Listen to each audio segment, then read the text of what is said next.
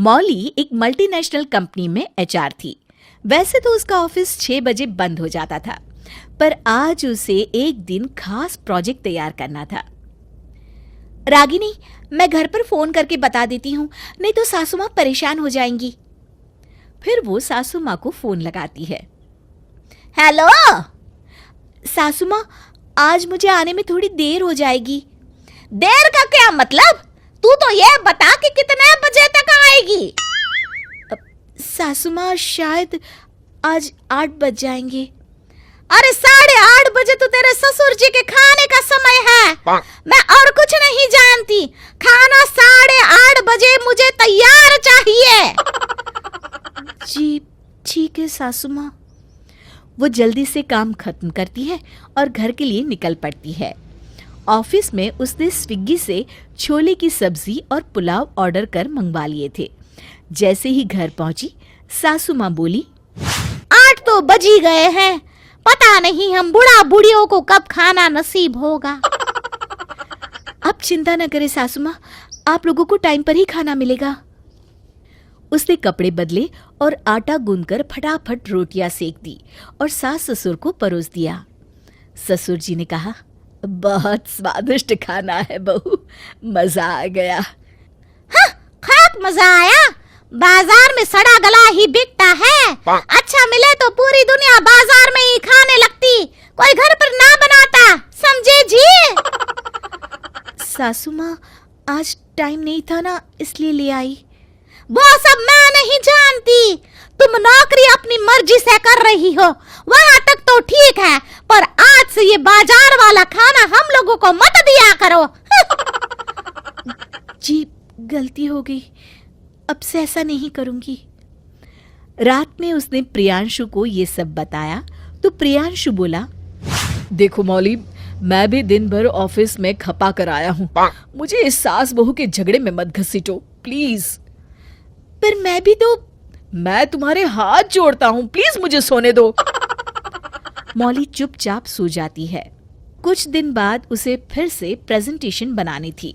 उसने अपनी कलीग को कहा, रागिनी, मैं रुक नहीं पाऊंगी, और वैसे कल तो छुट्टी है, तुम मेरे घर आ सकती हो क्या?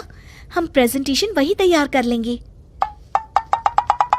Okay bye, see you tomorrow. अगले दिन मौली घर का काम खत्म करके अपनी कलीग को आने के लिए फोन करती है। तभी उपमा जी आवाज लगाती हैं, बहू, अरे कभी तो उस टुनटुनिया को कान से अलग रखा करो। आई सासू माँ। ये देखो, गंदे कपड़ों का ढेर, सारे कपड़े ले जाकर धो दो। और आजकल धूप भी ना घंटे 2 घंटा ही रुकती है। सासू माँ, कल भी छुट्टी है, कपड़े कल धो लूंगी। आज ऑफिस का जरूरी काम है, वो निपटा लेती हूँ, मेरी सहेली आती ही होगी। अरे जितनी देर बातों में लगा रही हो, उतनी देर में तो मशीन लगा दी होती। मशीन लगाकर मौली ने एक राउंड के कपड़े निकालकर सूखने के लिए फैलाए ही थे कि रागिनी आ गई। वो जाकर लैपटॉप में काम करने लगी। बीच में मशीन का बजर बजने लगा तो सासू माँ चिल्लाकर बोली, अरे जैसे ही आंख लगती है ये मशीन वहाँ आवाज करने लगती है। बंद करो इसे, सर फटा जा रहा है इसकी आवाज से। सॉरी रागिनी, मैं अभी आती हूँ 2 मिनट में। मौली रागिनी को सॉरी बोलकर कपड़े धोकर फैलाती है और फिर से काम करने लगती है। थोड़ी देर के बाद, अरे बहू, जब धूप चली गई है तो ये कपड़े फिर से गीले करने के लिए बाहर डाल रखे हैं क्या? बस सासू माँ, 15 मिनट और, फिर उठा लेती हूँ। जिससे कपड़ों में लाल चींटियां हो जाए और मुझे काट खाए। और आखिर यही तो चाहती हो तुम, है ना? मौली, इसे मैं अपने घर जाकर कंप्लीट कर लूंगी, बाय। ये कहकर रागिनी चली गई। अब मौली अंदर से परेशान रहने लगी।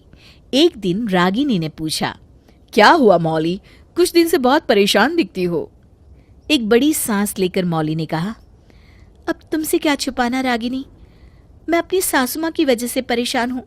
वो मुझे ताना मारने और नीचा दिखाने का कोई मौका नहीं छोड़ती। ये तो मैंने भी देखा है।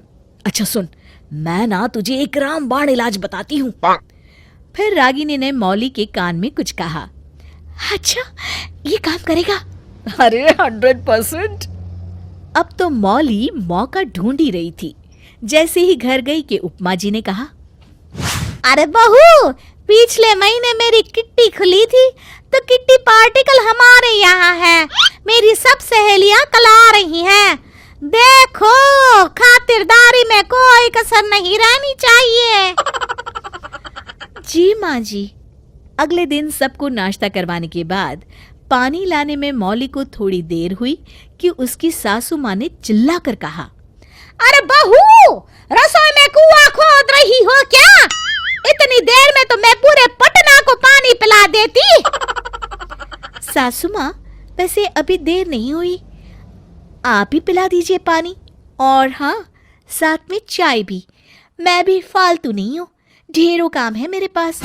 और हाँ, आइंदा से नाश्ता भी खुद ही बना लिया कीजिएगा।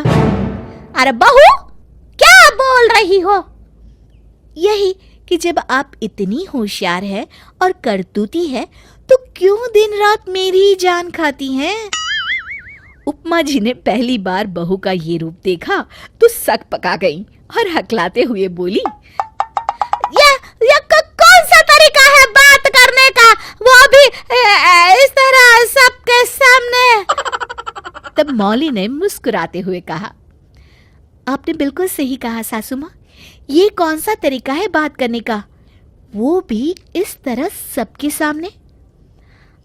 तो फिर? बुरा लगा ना आपको? मुझे भी इसी तरह बुरा लगता है जब आप सबके सामने मेरी बेइज्जती करती हैं। मैं बहू हूं तो क्या हुआ, मैं भी इंसान हूं। सच कहा बहू, गलती हो गई, माफ कर देना बहू। नहीं माँ जी, आप मुझे माफ कर दीजिए, मुझे ऐसा नहीं करना चाहिए। ये कहते हुए वो पैर छूने को झुकी, पर उपमा जी ने उसे गले से लगा लिया। मुझे माफ कर दे बहू, तूने तो मेरी आंखें खोल दी। शिक्षा, हमें दूसरों के साथ वो व्यवहार नहीं करना चाहिए जो हमें स्वयं के लिए पसंद ना हो।